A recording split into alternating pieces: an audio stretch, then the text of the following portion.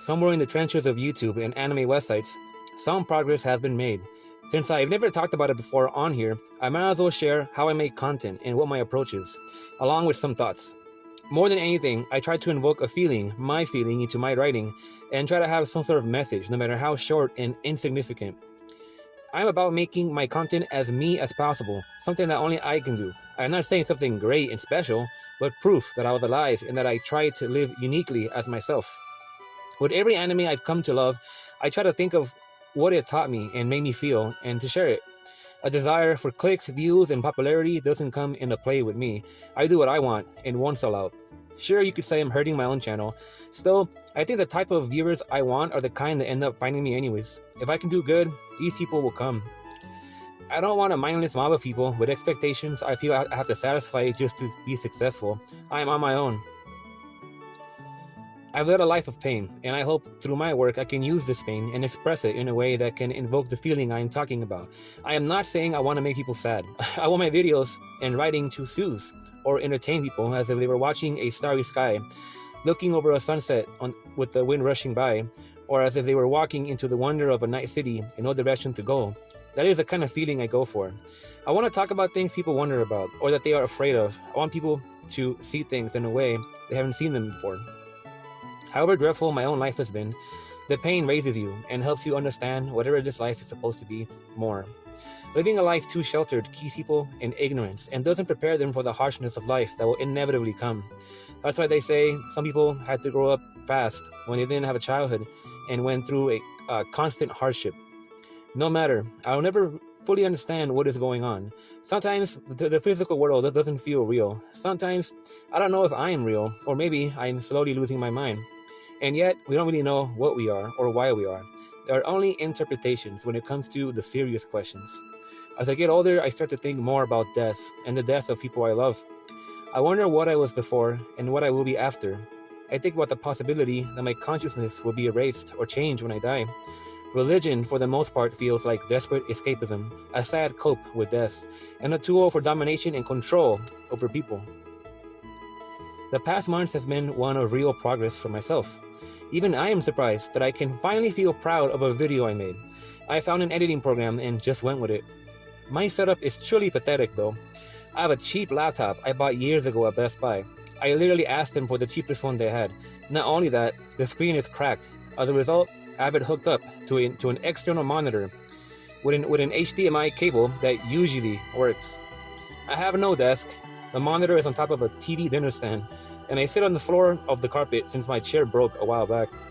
My phone is a cheap Android with a cracked screen. It's barely functional and suffers from water damage, and yet it is what I usually use to upload on YouTube.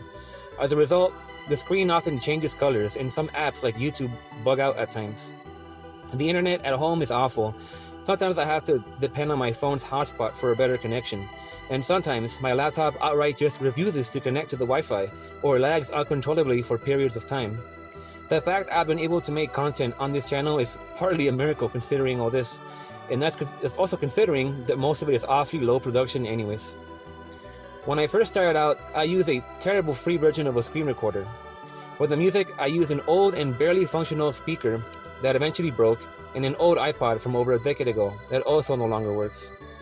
Because I don't have a room, and never had one for myself, I do a lot of recording in my car. That's why sometimes you'd hear sirens and cars passing by. These were the early days, and with me constantly losing phones and breaking their screens, the quality was all over the place with each new phone. What I did is that I made something out of nothing. I was upset, and still am, with how awful anime YouTubers are, and decided that if I'm going to do all this talking, I have to do something to back it up.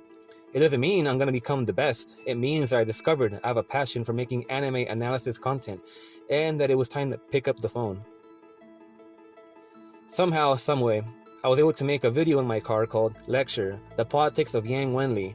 It is my favorite and most successful video. I did it all in one take, and the volume on the speaker went out of balance a few times. I'm sorry for that. Considering how I started out, it was a miracle video, because I thought that I should not have been able to do something like that. With the classical music in the background, I read out loud my essay on Yang Wenli's politics, and even gave him a eulogy at the end. I tend to improvise a lot while recording, and decided at the end to put my phone closer to the speaker to make the ending more dramatic by making the last part of the song end louder. There was no editing, it was just words carried by the music. Whenever I found a moment, I tried to flow what I was saying with the music, to sort of sound as if I were singing. The footage shown was humiliating me, the app I used to record at the time, which showed my essay as I kept scrolling down to read it. You could see what was on my phone screen, the battery power, connection bars, and all. After a rough start of doing mostly disappointing plot summaries, I managed to talk more about how I feel. Videos like the Sky Crawlers analysis, Kazuho Yoshi full lore interpretations, Code Geass R2 ending analysis tribute, and Legend of the Galactic Heroes OVA series analysis, no spoiler version, with me slowly evolving from the curse of my older content. The quality in those videos is horrendous, and yet I still kept going. My channel for the most part was dead and still is, but I kept and keep going. I believe that if I tried to be honest with myself and others and sincere, I would get better. Still, I am pretty awful at advertising myself.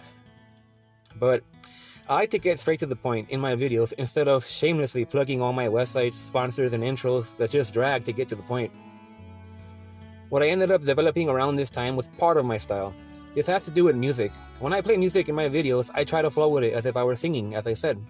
Music is very important to my content, and I have such a dreadfully large library of music that I will never run out. And fortunately, it's a lot of lesser known music, which won't hit copyright. I do have a few copyright claims, though I was asking for them in those videos.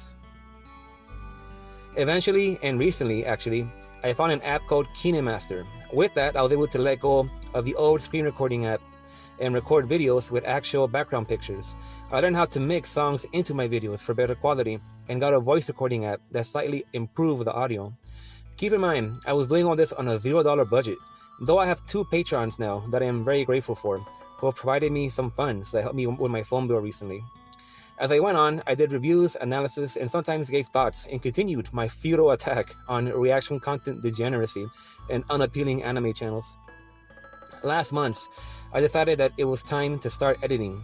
I made an embarrassing attempt in my video about Paripi Kome during that time.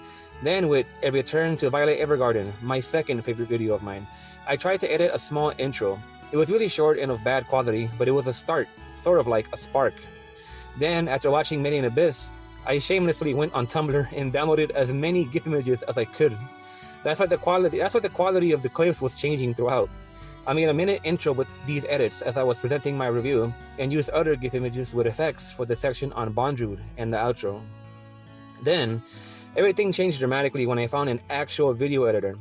KineMaster had sort of prepared me for it, and out of all things, I started using it by making joke videos about Legend of the Galactic Heroes and Kaon, which did really well, surprisingly. With this editor now though, I've been really practicing and getting into what I can do with it. I've been editing footage of good quality now. After that, I made a video on Steins Gate that surprised people because the quality of my videos dramatically skyrocketed. Because of the lengths, I was only able to edit in about a third of it due to time constraints. Somehow, I even managed to avoid copyright blocks that I was worried about. And yesterday, I made my video on Build Divide Code White, which is much more upbeat and faster compared to my usual style. That video shows that I have finally woken up, you could say, and I'm making videos the way I should be. It's a new beginning. Now I'm working on a video on Ideon, though because of my cheap laptop and the insane amount of editing that will take, I wonder if it can handle it. It's exciting, and I often have a desire to go to the future to see what kinds of passion projects I will make. Maybe I will always be a small channel, but that's alright. Where do we go from here? Who knows? I still record in my car. I use the actual phone camera for my voice now, and FUBAR to convert the audio into a file I can edit into a video. Maybe I look ridiculous holding my phone with the camera on record on one hand, and my iPod on the other for picking the music and reading the script off the screen, and wearing cheap headphones, and trying to flow with the music on low volume. But these are the cards I have been dealt for now. Once that is done, the editing begins. If I can stop getting distracted, that is. Still, if I keep trying to be honest with myself and others and sincere with this passion of mine, I will get better. Things will get better. The wonder of possibility can be thrilling. They say, if you dare to struggle, you dare to win. If you dare not struggle, you don't deserve to win. I will take this struggle with the little time I have left. If you watch this entire video or listen to it, I really do appreciate you. You are the audience I'm looking for. Thank you for listening.